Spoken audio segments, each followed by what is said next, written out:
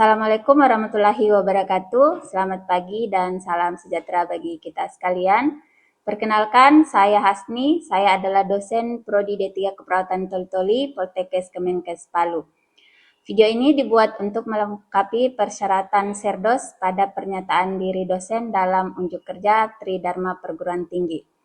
Pada kesempatan ini, saya akan menjelaskan mata kuliah yang saya ampuh, yaitu keperawatan maternitas. Mata kuliah ini merupakan mata kuliah wajib yang didapatkan di semester 3 pada jenjang Diploma 3 Keperawatan. Mata kuliah ini memiliki bobot 3 SKS, terdiri dari 2 teori dan 1 praktikum.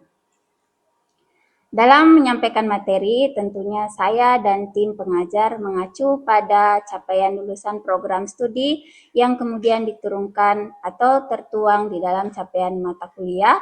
Adapun capaian pembelajaran lulusan yang dibebankan pada mata kuliah ini yaitu 1. Mampu memahami ilmu keperawatan untuk melakukan asuhan keperawatan secara profesional dengan menggunakan pendekatan proses keperawatan. 2. Mampu melakukan komunikasi terapeutik dan menguasai keterampilan dasar keperawatan untuk melakukan asuhan keperawatan pada klien melalui kerja tim. Yang ketiga, mampu memberikan asuhan keperawatan pada individu, keluarga, kelompok, dan masyarakat dengan mengutamakan keselamatan klien dan mutu pelayanan berdasarkan perkembangan ilmu dan teknologi keperawatan untuk meningkatkan kualitas asuhan keperawatan dengan memperhatikan prinsip caring sesuai kode etik profesi. Adapun capaian pembelajaran pada mata kuliah ini yang pertama, menguasai konsep dasar keperawatan maternitas, kedua, menguasai konsep asuhan keperawatan pada ibu hamil fisiologis dan patologis, yaitu hiperemesis, hemoragi antepartum, atau abortus placenta previa, solusi placenta, ruptur uteri, kemudian anemia, preeklamsi, dan KET. Yang ketiga, menguasai praktika asuhan keperawatan pada ibu hamil fisiologis dan patologis. Yang keempat, menguasai konsep asuhan keperawatan ibu intranatal. Yang kelima, menguasai praktika asuhan keperawatan intranatal. Yang keenam, menguasai konsep asuhan keperawatan bayi baru lahir. Yang ketujuh, menguasai praktika asuhan keperawatan pada bayi baru lahir. 8. Menguasai konsep asuhan keperawatan pada ibu postpartum, persalinan normal, dan SC. Yang 9, menguasai praktika asuhan keperawatan pada ibu postpartum, persalinan, dan SC. 10. Menguasai konsep keluarga berencana. 11. Menguasai konsep asuhan keperawatan pada pasien dengan gangguan sistem reproduksi, mioma, kista, infeksi CA cervix. Yang ke-12 atau yang terakhir, menguasai praktika asuhan keperawatan pada pasien dengan gangguan sistem reproduksi.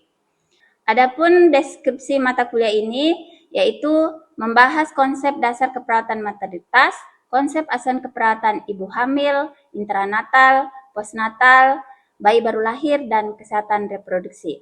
Kegiatan pembelajaran dirancang dengan metode ceramah, diskusi, dan praktika. Diharapkan dapat memberikan kesempatan kepada mahasiswa menyelesaikan capaian pembelajaran. Selanjutnya, materi-materi pada mata kuliah ini terdiri dari 1. Konsep dasar keperawatan maternitas, kedua, konsep asuhan keperawatan ibu hamil fisiologis dan patologis, ketiga, praktika asuhan keperawatan pada ibu hamil fisiologis dan patologis, keempat, konsep asuhan keperawatan intranatal, kelima, praktika asuhan keperawatan intranatal, keenam, konsep asuhan keperawatan bayi baru lahir, ketujuh, praktika asuhan keperawatan pada bayi baru lahir, 8. Konsep asuhan keperawatan pada ibu postpartum, persalinan normal, dan SC, 9. Praktika asuhan keperawatan pada postpartum, persalinan normal, dan SC, 10. Konsep keluarga berencana, 11. Konsep asuhan keperawatan pada pasien dengan gangguan sistem reproduksi, mioma, kista, infeksi CA cervix, dan yang terakhir adalah praktika asuhan keperawatan pada pasien dengan gangguan sistem reproduksi. Dalam mendeskripsikan mata kuliah ini, saya menggunakan pendekatan delivery, interaction, dan assessment. Delivery yaitu menjelaskan apa yang dibawakan dalam materi perkuliahan yang saya ampu ini. Dalam menyampaikan materi ajar, saya menyusun materi ajar dalam bentuk PPT berdasarkan RPS sehingga mahasiswa akan lebih mudah dalam memahami materi pembelajaran. Interaction yaitu menjelaskan bagaimana saya menjalin interaksi dalam proses belajar mengajar dengan mahasiswa. Dalam memberikan materi, saya selalu melakukan tanya jawab maupun membentuk small group discussion sehingga terjadi umpan balik dalam proses belajar mengajar serta memberikan tugas dalam bentuk case study sehingga mahasiswa terlatih untuk berpikir kritis terhadap setiap kasus yang diberikan. Selain itu, saya juga menerapkan metode pembelajaran demonstrasi, project-based learning, dan discovery learning. Kemudian assessment yaitu menjelaskan bagaimana saya mengukur penilaian kinerja mahasiswa secara objektif. Di kelas saya melakukan penilaian dengan beberapa metode yaitu seperti kuis, tes tulis, dan keaktifan mahasiswa di dalam kelas. Dalam melakukan assessment, diberikan bobot penilaian tugas 5%, UTS 10%, UAS 25%, dan praktek laboratorium 60%. Proses perkuliahan dilakukan secara tatap muka. Untuk memudahkan proses belajar mengajar, RPS diberikan saat kontrak perkuliahan di awal dengan mahasiswa, sehingga mahasiswa mengetahui apa saja pokok bahasan dalam mata kuliah tersebut. Selanjutnya, selain pemaparan dengan metode tatap muka, mahasiswa juga dapat menggunakan WA Group mata kuliah untuk berinteraksi tentang kendala mahasiswa selama proses belajar mengajar maupun mendiskusikan hal-hal yang belum dipahami terkait materi pembelajaran. Demikian penjelasan saya tentang metode pembelajaran yang saya lakukan pada mata kuliah keperawatan maternitas. Selanjutnya saya akan mempraktekkan micro teaching materi praktika asuhan keperawatan pada ibu hamil, fisiologis dan patologis, yaitu prosedur pemeriksaan fisik pada ibu hamil berupa pemeriksaan Leopold dan auskultasi DJJ, yang merupakan salah satu materi pada mata kuliah keperawatan maternitas pada pertemuan ketiga sesuai RPS. Assalamualaikum warahmatullahi wabarakatuh. Waalaikumsalam warahmatullahi wabarakatuh. Ya, bagaimana kabarnya hari ini? Baik, Ibu. Seperti semua kita sehat-sehat. Ya, hari ini kita akan melakukan praktek prosedur pemeriksaan Leopold pada ibu hamil. Nah, sebelumnya materinya sudah diberikan di pertemuan sebelumnya. Sebelum kita ke praktek, apakah ada yang masih mengingat apa itu pemeriksaan Leopold? Saya, Ibu. Oke. Pemeriksaan Leopold itu adalah pemeriksaan yang dilakukan kepada ibu untuk mengetahui letak atau posisi janin. Iya, bagus. Ya, jadi hari ini kita akan melakukan pemeriksaan Leopold pada ibu hamil, di mana pemeriksaan Leopold ini adalah untuk mengetahui, terdiri dari 4 ya, Leopold 1, Leopold 2, Leopold 3, dan Leopold 4. Leopold 1 itu untuk mengetahui tuanya kehamilan atau tinggi fundus uteri. Kemudian Leopold 2 untuk mengetahui letak punggung janin. Leopold 3 untuk mengetahui bagian apa yang terdapat pada segmen bawah rahim atau bagian terendah janin. Kemudian Leopold 4 adalah untuk mengetahui seberapa jauh bagian terendah janin memasuki pintu atas panggung.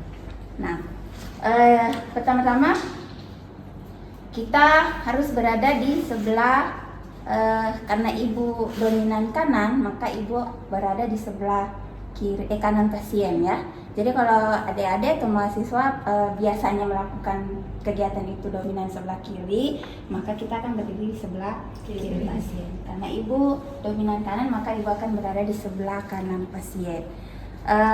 Pastikan sebelum kita periksa, pasien sudah mengosongkan kandung kemih terlebih dahulu, ya, supaya pada saat kita melakukan pemeriksaan pasiennya merasa nyaman. Karena kita akan melakukan pemeriksaan di daerah abdomen yang tentunya dekat dengan kantung kemih atau kandung kemih ya. Yang pertama, pastikan tangan kita hangat ya. Hangat dengan cara kita digosok-gosok supaya tangan kita itu terasa hangat, agar pada saat kita menyentuh perut ibu, ibunya tidak kaget atau terkejut ya. Jadi ibu berdiri di sini, kemudian pasien kakinya ditekuk. Ya, jangan lupa selalu berkomunikasi ke pasien. Permisi ibu, boleh ditekuk kakinya.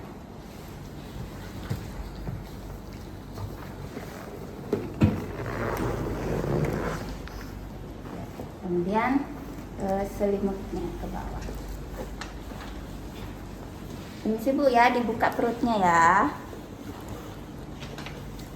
Nah, tadi tangan kita digosok-gosok dulu, dihangatkan dulu supaya pada saat kita menyentuh perut ibunya tidak kaget. Letakkan tangan kiri di sebelah kanan ibu, tangan kanan di sebelah kiri. Jadi posisi seperti ini ya.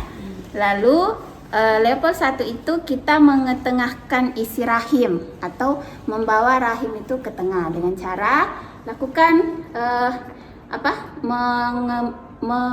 mengetengahkan dengan cara seperti ini ya. Kita bawa ke tengah. Ini level 1. Kemudian tentukan batas fundus ya. Batas fundus itu biasanya di bagian atas ini ya. Kita tentukan boleh menggunakan jari. Nah, misalnya seperti ini. Maka kita ukur menggunakan jari tangan. Boleh kita ukur seperti ini, 3 jari atau 4 jari di atas pusat. Maka tadi tujuannya adalah untuk mengetahui tuanya kehamilan. Dari mana kita ketahui? Dari tinggi fundus uteri.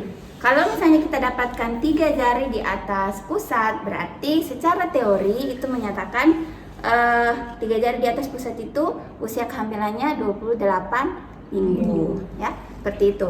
Kemudian selain menentukan tinggi fundus uteri, juga kita bisa menentukan bagian apa yang terdapat di bagian fundus ibu. Dengan cara kita raba, apakah bokong, kepala, atau ekstremitas. Dengan cara kalau terasa keras, bulat dan melenting itu berarti kepala. Kalau misalnya yang kita raba itu lebar, kemudian lembek, tidak melenting, berarti itu bokong. Jadi kita bisa membandingkan apa yang didapat, apakah kepala, apakah bokong, atau ekstremitas. Selanjutnya kita melakukan pemisahan level 2. Level 2 itu tangan kita dipindahkan ke kedua sisi perut ibu ya, seperti ini. Kemudian satu tangan menahan perut ibu, satu tangannya melakukan palpasi ya. Kita palpasi dari arah bawah ke atas untuk merasakan apa yang terdapat di sebelah kiri ibu ya, sebelah kiri ibu. Jika teraba keras kemudian memanjang seperti papan cucian, berarti itu adalah punggung janin ya. Jadi kita raba apakah ini punggung atau ekstremitas. Selanjutnya kita tahan yang ini, lalu kita periksa yang bagian sebelah kanan ibu. Caranya sama ya, caranya sama. Kita lakukan perabaan. Jika teraba keras atau memanjang seperti papan cucian, berarti itu adalah punggung. Nah, anggap tadi di sini adalah bagian yang keras dan panjang itu atau punggung. Maka di sini punggung janin berada di sebelah kiri ibu atau biasa disebut dengan puki ya, punggung kiri. Selanjutnya kita melakukan pemeriksaan leopold 3. Leopold 3 itu satu tangan kita bawa ke atas atau fundus, satu tangan kita bawa ke bawah ke atas simfisis. Tangan kita melakukan perabaan seperti ini dengan cara diraba ya, diraba menggunakan 4 jari sama ibu jari, ditekan. Kalau yang kita rasakan itu keras, bulat dan melenting, berarti itu adalah kepala janin. Kalau yang kita rasakan itu adalah lebar, kemudian lunak atau tidak melenting, berarti itu adalah bokong. Tadi kita misalnya sudah menemukan punggung itu berada di sebelah kiri. Jadi kemungkinan besar di bagian bawah adalah bokong ataupun kepala. Ya. Jadi kita anggap ini adalah kepala ya, keras, bulat dan melenting. Selanjutnya di level 3 kita melakukan fiksasi. Kalau misalnya bagian terendah janin belum memasuki pintu atas panggul, maka kita tidak melakukan pemisahan level 4. Dengan cara apa? Kita goyang ya. Kita goyang Kalau bagian terendah janin masih goyang, berarti bagian terendahnya belum masuk ke pintu atas panggul. Berarti kita tidak lakukan pemisahan Leopold 4. Karena Leopold 4 itu adalah melakukan untuk mengetahui seberapa jauh bagian terendah janin masuk ke panggul. Nah, jadi kalau dia sudah masuk baru kita periksa Leopold 4. Kalau belum masuk ya tidak perlu diperiksa karena belum masuk ya. Selanjutnya anggap ini sudah masuk ya, maka kita akan lanjut dengan pemisahan Leopold 4. Selanjutnya kita ke pemisahan Leopold 4. Pemisahan Leopold 4 itu kita menghadap ke arah kaki ibu. Sebelumnya kakinya diluruskan kembali. Boleh diluruskan kakinya, Bu? Ya. Kemudian tangan kita berada di sisi kiri dan kanan perut ibu ya, seperti ini. Jadi tadi kan posisinya begini kan? Terus kita pindah begini. Nah, kita menelusuri tepi atas simfisis.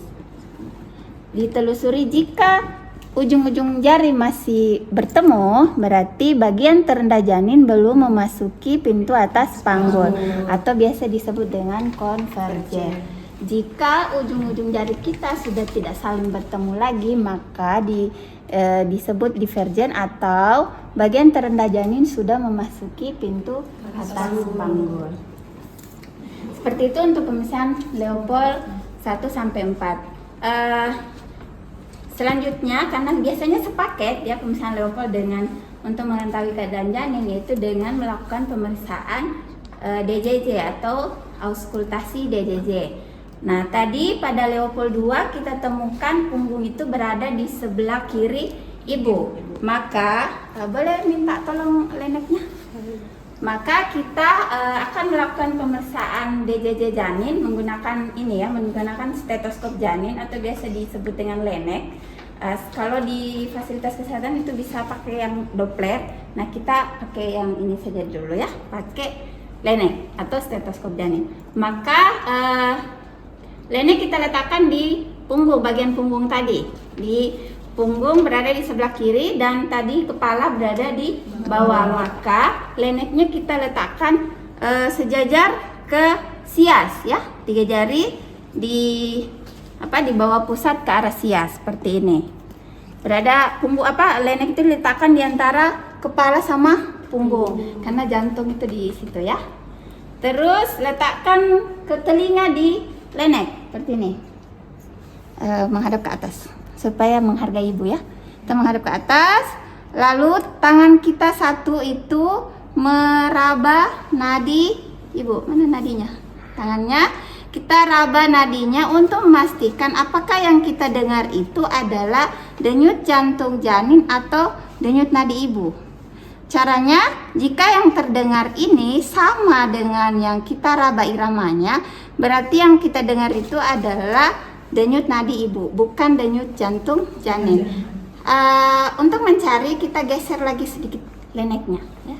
Kita geser sedikit, kemudian lepas tangan, lalu periksa nadi. Jika yang didengar itu berbeda dengan irama nadi ibu, maka itu adalah denyut jantung janin. Kalau sudah dipastikan itu adalah DJJ, maka hitung selama 1 menit penuh ya. Nah, normalnya denyut jantung janin itu 120 sampai 160 kali per menit. Ya, seperti itu. Ya, ini serangkaian pemisahan Leopold, serangkaian dengan DJJ janin atau denyut jantung janin. Seperti itu. Ada yang ingin ditanyakan? Tidak ada? Oke, berarti sudah paham ya cara melakukan pemisahan. Nah, sekarang boleh dipraktekkan kembali. Siapa yang bisa mempraktekkan? Coba, ya, silakan Silvana. Baik, jadi Leopold pertama yaitu kita menentukan usia kehamilan janin dan juga menentukan tinggi fundus uteri dan juga bagian janin yang terletak pada fundus uteri. Pertama kita kumpulkan janin ke tengah seperti ini. Kemudian jika sudah di sini kita fiksasi dan kita ukur menggunakan 3 jari dari atas pusat atau 4 jari dari di atas pusat ya. Seperti ini. Kemudian kita ukur ke simfisis pasien. Setelah itu untuk pemeriksaan level 2-nya untuk menentukan bagian janin yang terletak pada sisi kiri dan kanan perut. Caranya yaitu dengan jika kita berada pada sisi kanan pasien, maka tangan kita kita taruh pada sisi kiri pasien. Selanjutnya tangan kita mempalpasi pada sisi kanan pasien seperti ini. Jika yang diraba itu keras kemudian panjang seperti papan, maka itu punggung janin. Sedangkan jika teraba kecil-kecil maka itu adalah bagian ekstremitas. Baik, selanjutnya kita akan melakukan pemeriksaan level 3, yaitu untuk menentukan bagian terendah janin. Caranya itu yang pertama dengan pertama kita fiksasi dulu di atas ini di fundus uteri ibu, kemudian tangan kita empat jari dan ibu jari kita taruh di simfisis ibu, diraba seperti ini. Jika teraba lembut kemudian juga tidak melenting, maka itu adalah bokong janin. Sedangkan jika yang diraba itu keras dan juga melenting, maka itu adalah kepala janin. Baik, selanjutnya di sini saya akan melakukan pemeriksaan level keempat, yaitu untuk menentukan seberapa jauh janin masuk ke PAP. Caranya yaitu dengan kita menghadap ke kaki pasien, Ibu. Selanjutnya kita melakukan palpasi seperti ini. Jika ujung jari kita bertemu, maka itu disebut konvergen. Sedangkan jika jari-jari kita tidak bertemu, maka itu disebut dengan divergen. Konvergen itu maksudnya belum memasuki itu atas panggul, sedangkan divergen itu janin sudah memasuki PAP. Ya, baik ya. Jadi tadi temannya sudah melakukan pemeriksaan Leopold. Nah, ada lagi yang bisa mempraktekkan? Ya, silakan. Baik, kita langsung ke pemeriksaan Leopold 1. Permisi ya Ibu. Leopold 1 itu adalah untuk mengetahui usia kehamilan dan juga untuk mengetahui bagian janin apa yang terletak di fundus uteri ibu. Caranya seperti ini, kita ambil dari simfisis pubis ibu lalu kita sisir ke atas. Permisi ya Ibu.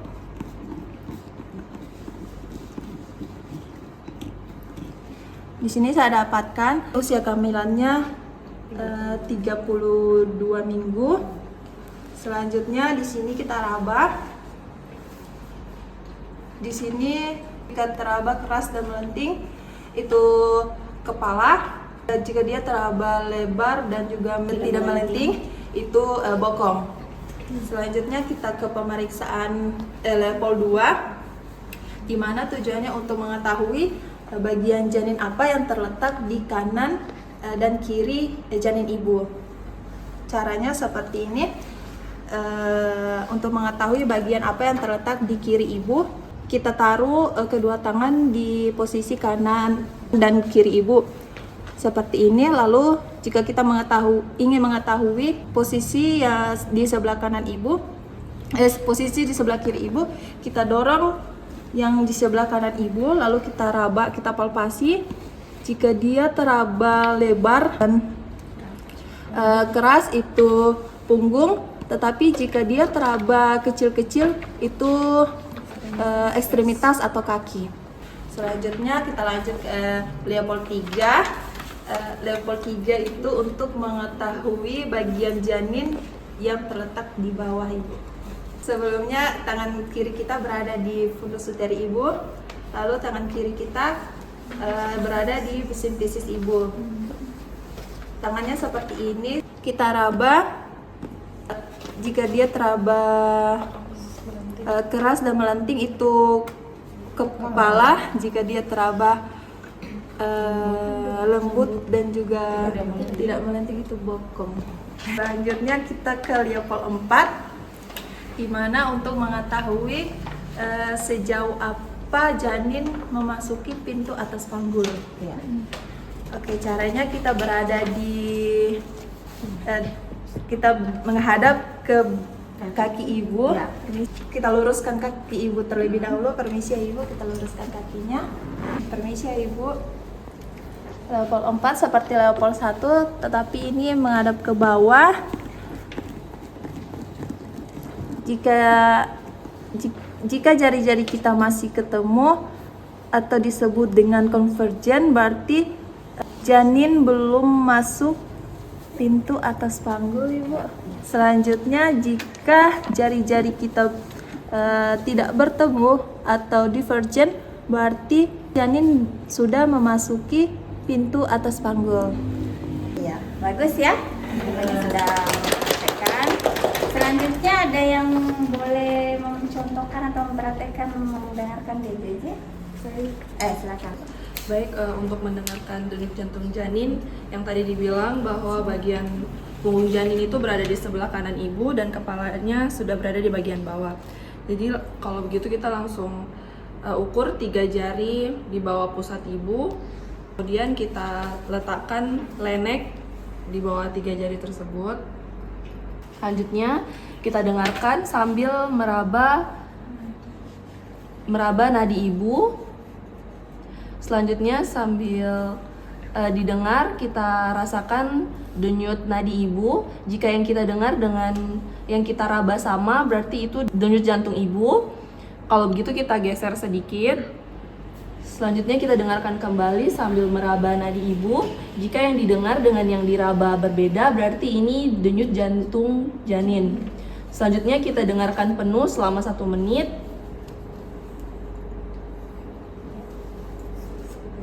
Oke. Ya, itu ya. Kita sudah mempraktekkan pemeriksaan Leopold 1 sampai 4 dan juga sekaligus dengan mendengarkan DJJ. Ya.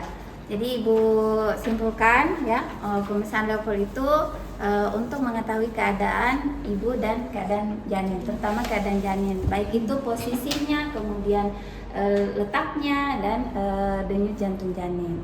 Ya, Ibu akhiri pertemuan kita hari ini. Terima kasih atas perhatiannya. Wabillahi taufiq wal hidayah. Wassalamualaikum warahmatullahi wabarakatuh. Waalaikumsalam warahmatullahi wabarakatuh. Demikianlah cuplikan bagaimana saya membawakan materi keperawatan maternitas di laboratorium. Terima kasih. Wassalamualaikum warahmatullahi wabarakatuh.